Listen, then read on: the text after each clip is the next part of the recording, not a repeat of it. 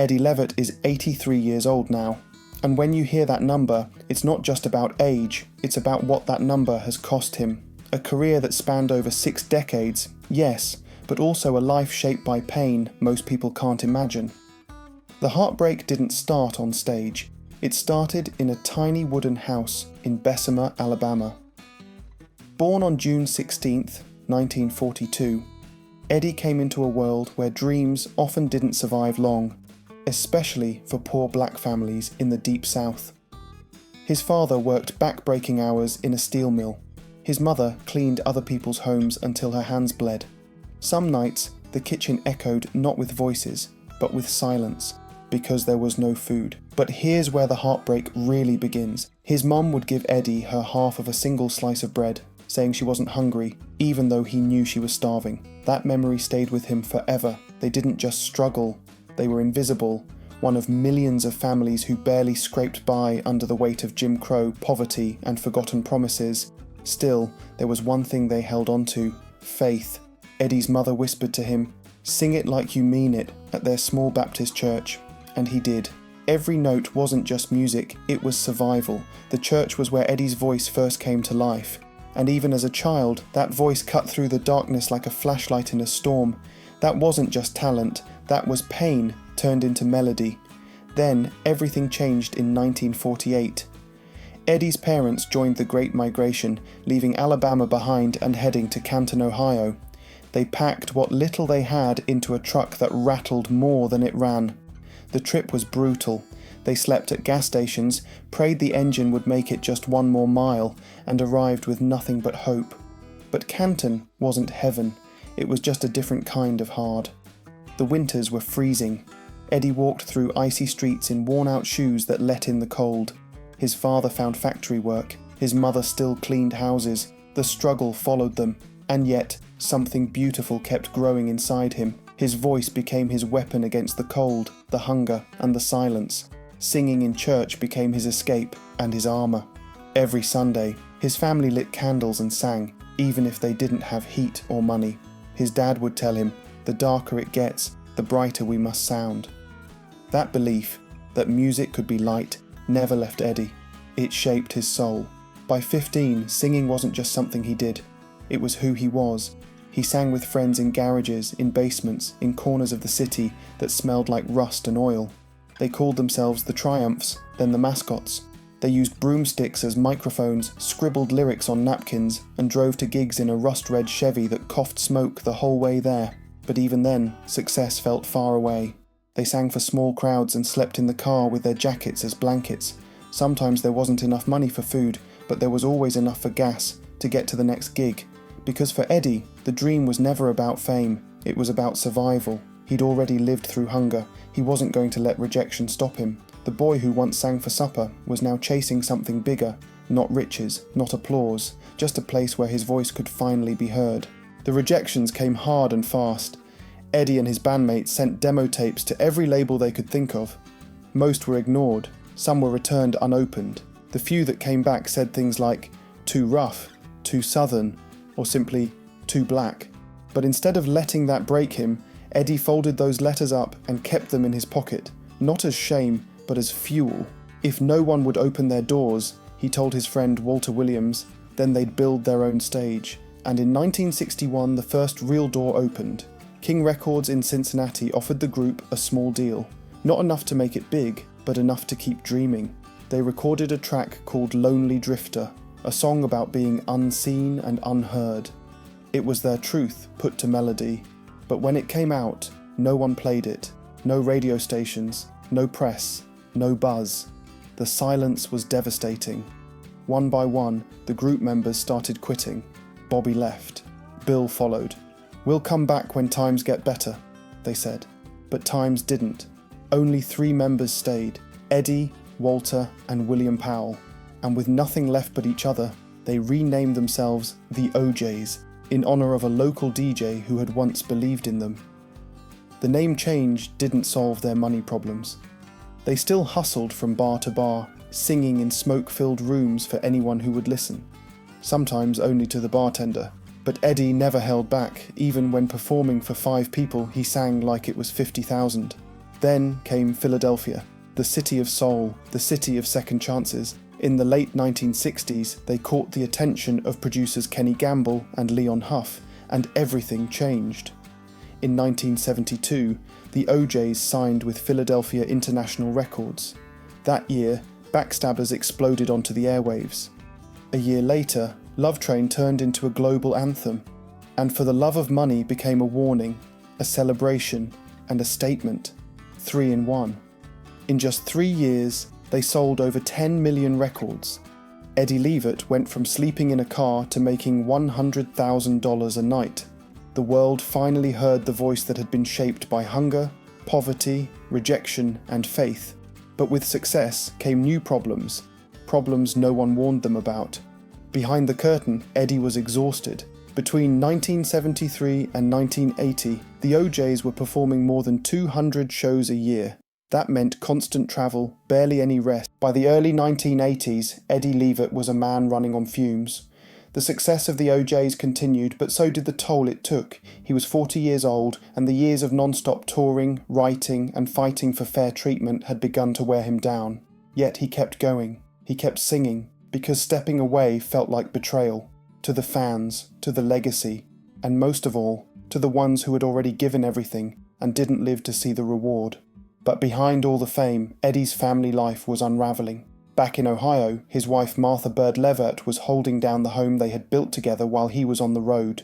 They had married in 1966, when Eddie was still a dreamer performing in smoky clubs. Martha had seen him not for what he was, but what he could become. Their love was deep, their life was humble.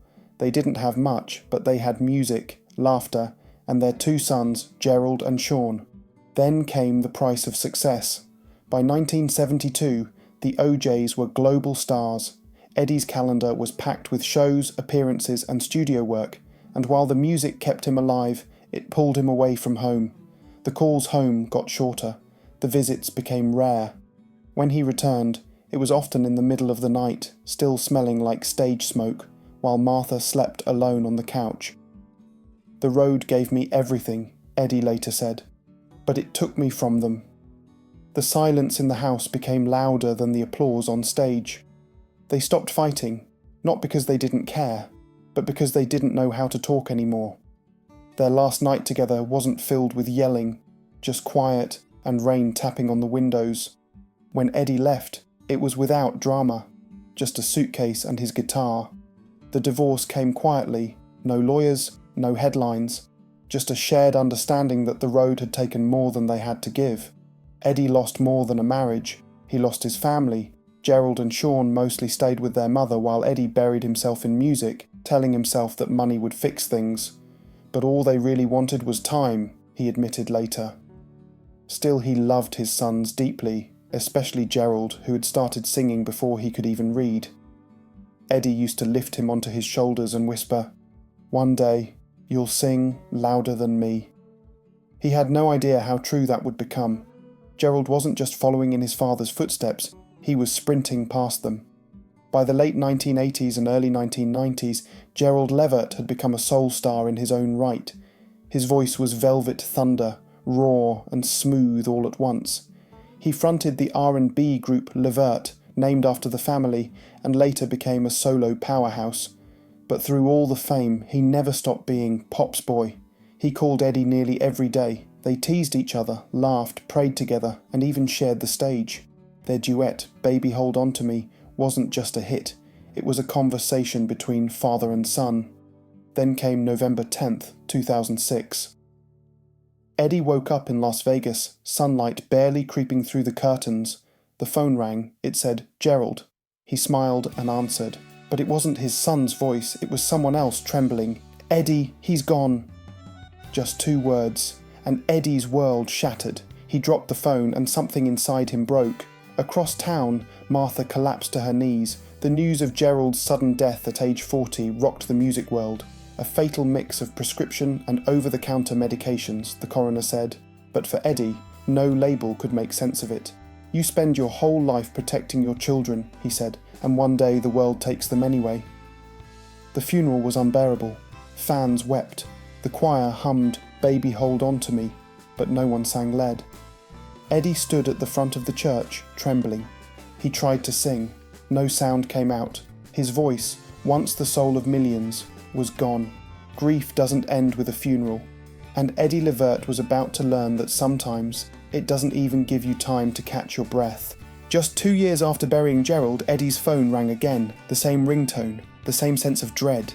It was March 30th, 2008, and this time the voice on the other end was shaking even harder. Eddie, it's Sean, he's gone. No screams, no collapse, just silence. Because Eddie already knew what it meant. The grief hadn't healed. It had only learned to sit quietly beside him, and now it had come roaring back. Sean Levert was Eddie's second son with Martha. The quieter one, the peacemaker. He didn't have Gerald's stormy energy, but his smile could light up a room. He, Gerald, and their childhood friend Mark Gordon had started the group Levert, making waves in the soul and R&B world in the 1980s. Where Gerald's voice boomed, Sean's soothed. It was softer, more tender, the kind of voice that felt like forgiveness. But Sean had changed after Gerald's death. His spark dimmed, his laughter faded. He called his father often, sometimes just to sit in silence. "You still there, Pops?" he'd ask. "Yeah, I'm here," Eddie would say, even when his throat ached from holding back tears.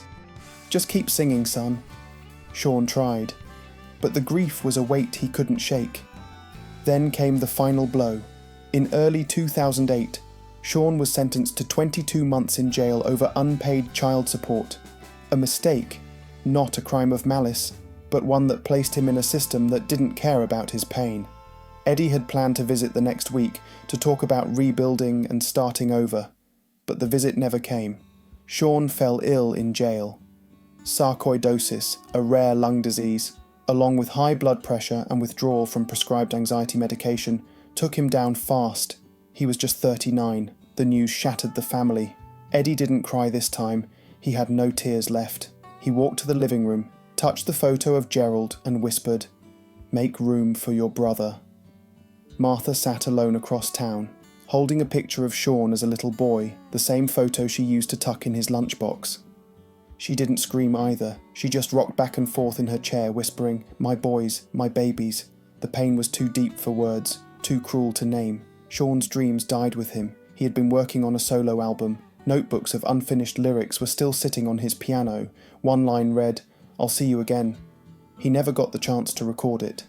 The song ended mid-line, just like his life. The funeral came under heavy skies. This one was smaller, fewer reporters, fewer headlines, but just as much heartbreak. Eddie walked down the aisle, gold microphone in one hand, folded handkerchief in the other. He placed them both on Sean's casket. "How many songs can one heart hold?" he whispered. No one answered. The choir hummed "Baby Hold On To Me Again." No one led the vocals. The song floated through the church like a ghost. Afterward, Eddie stayed in the pew long after everyone left. The candles burned low. The air smelled like wax and rain. In his lap were 2 funeral programs, Gerald and Sean, 2 sons, 2 voices, 2 silences. He reached out and touched the empty space beside him as if one of them might still be sitting there. "You should have buried me," he whispered. Not the other way around. The world saw a legend, but in that moment, Eddie Levert was just a father with nothing left to lose. For a while, Eddie simply vanished from the stage.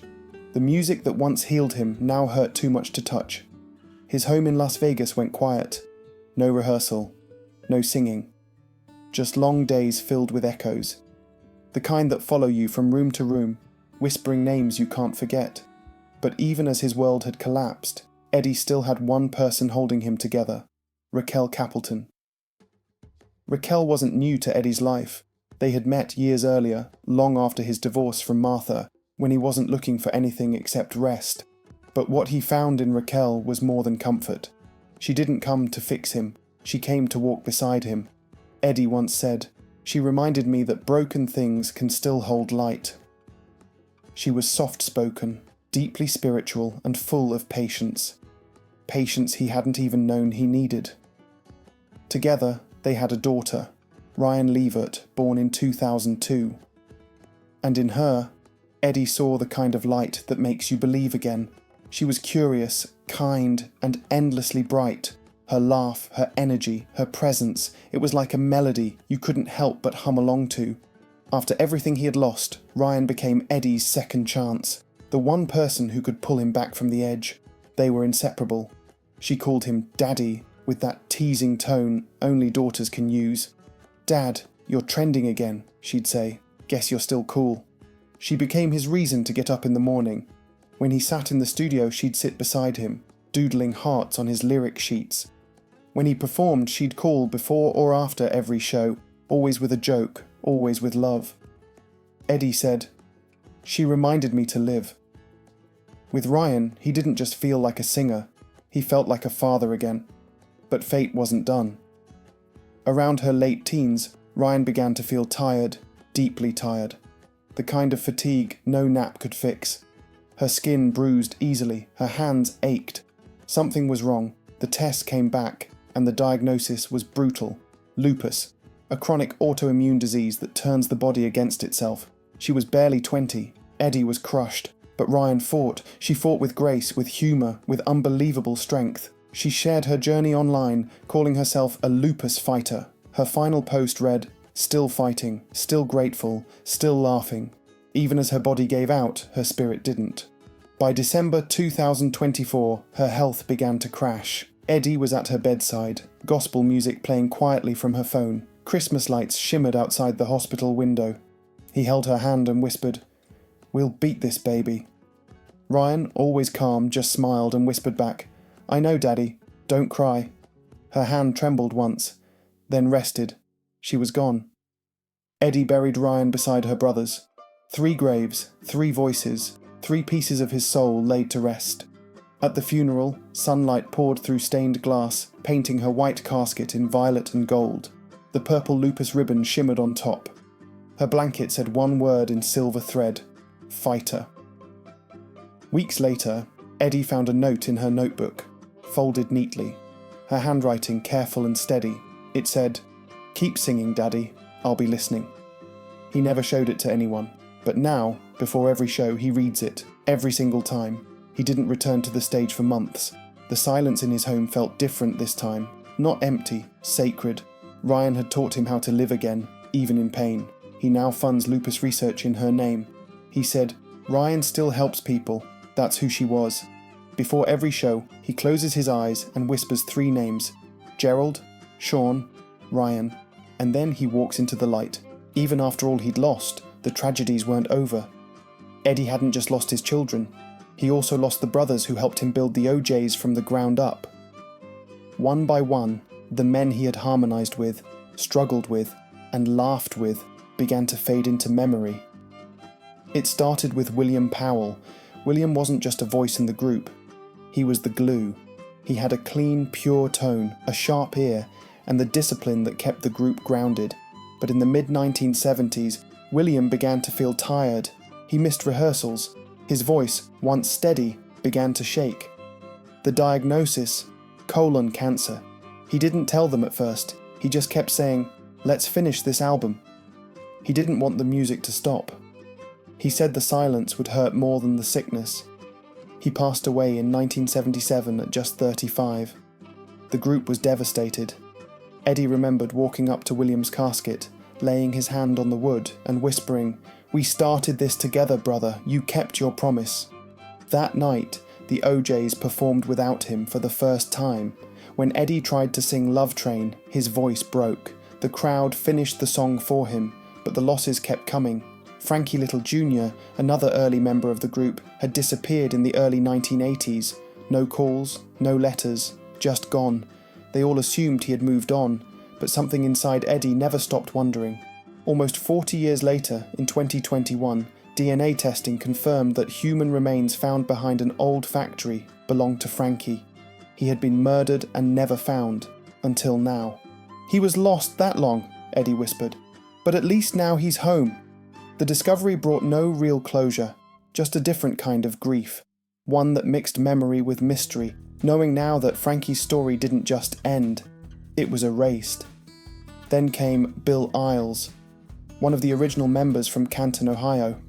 Bill was there before the fame, before the tours, back when they were just 5 young dreamers in second-hand suits.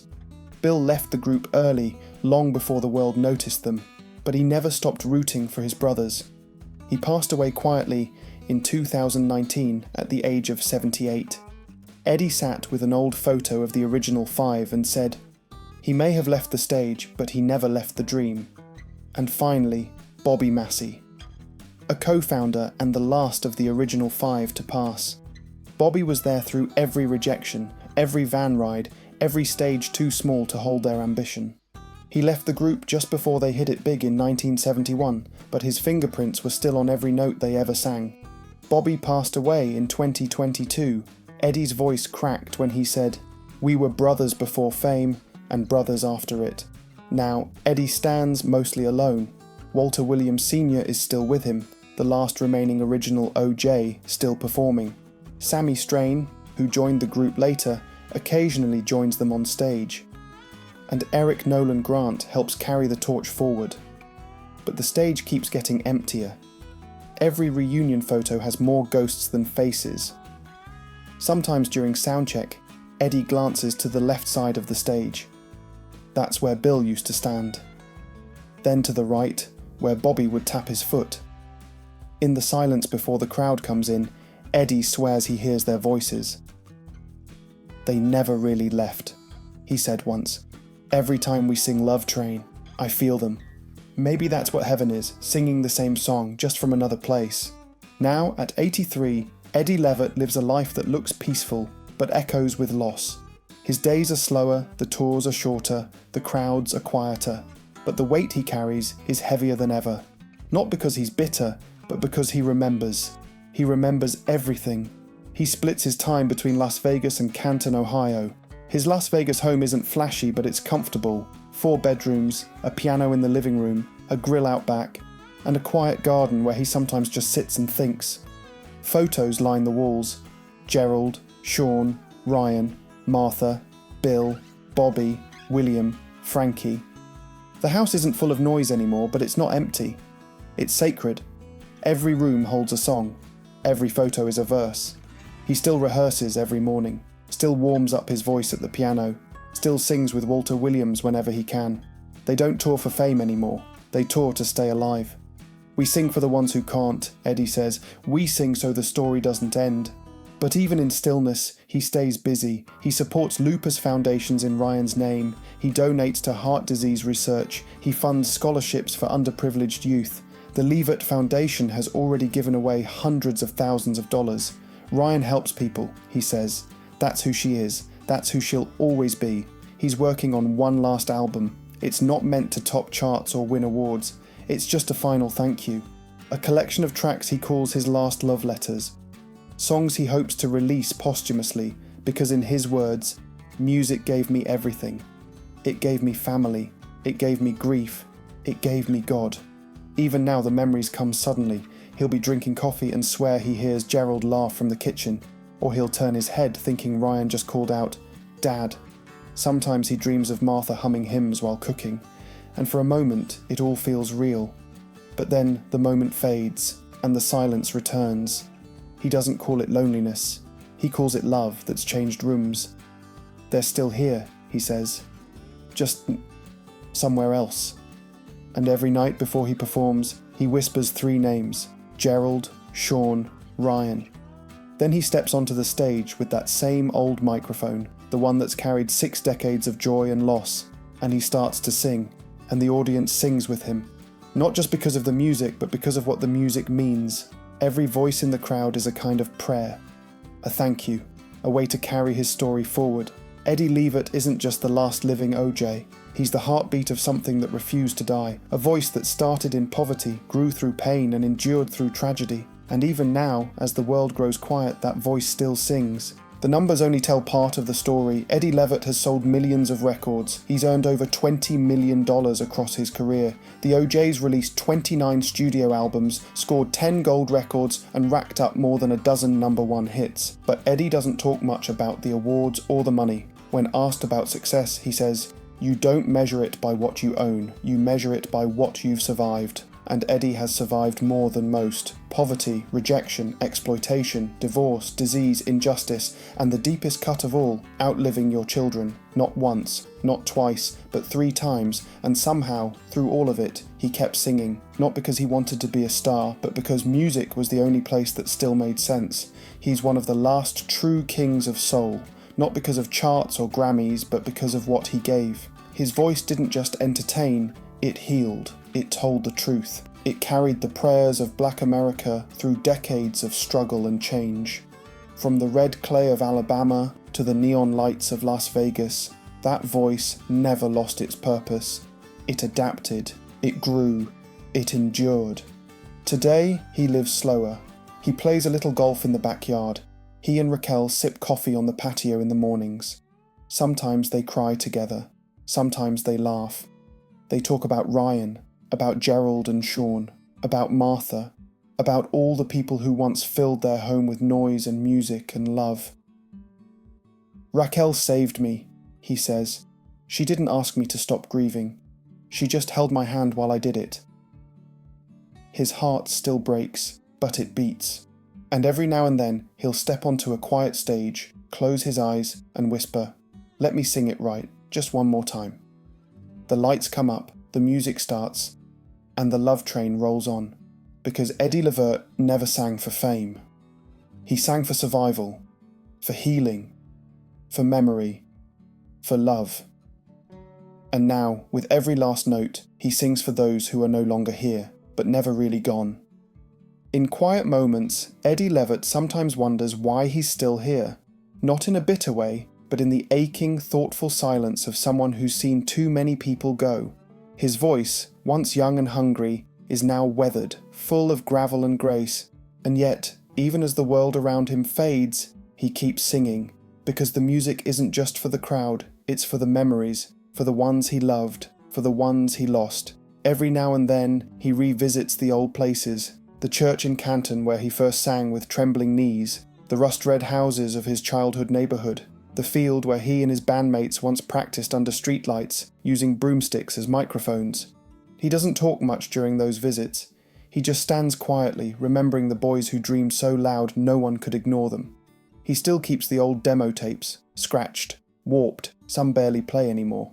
But he holds onto them like artifacts. Proof that it all really happened. That 5 kids from nowhere built something that changed everything.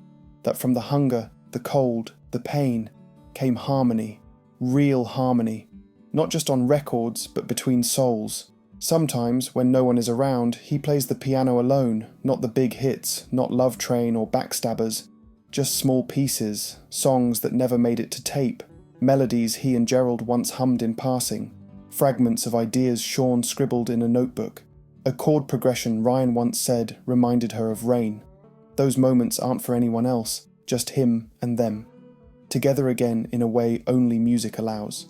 The world calls Eddie a legend, but to him he's just a father, a friend, a survivor. He never set out to be a star, he just wanted his voice to mean something. And it did. It still does. Not because of fame, but because of the truth behind every note. Truth born from hunger, from heartbreak, from holding on. He once said, "You keep singing because the silence is worse," and that's what he's done. Through every loss, through every lonely night, through every time he wanted to quit, he sang. For his sons, for his daughter, for his brothers, for the woman who stood beside him in the beginning, for the people who still sing along, for himself. Now, in the quiet hours before sleep, he sometimes closes his eyes and hears them, not in sadness but in harmony, a laugh, a line, a memory, faint but there. And he smiles, because he knows what so many never learn. Love doesn't end, it just changes its sound.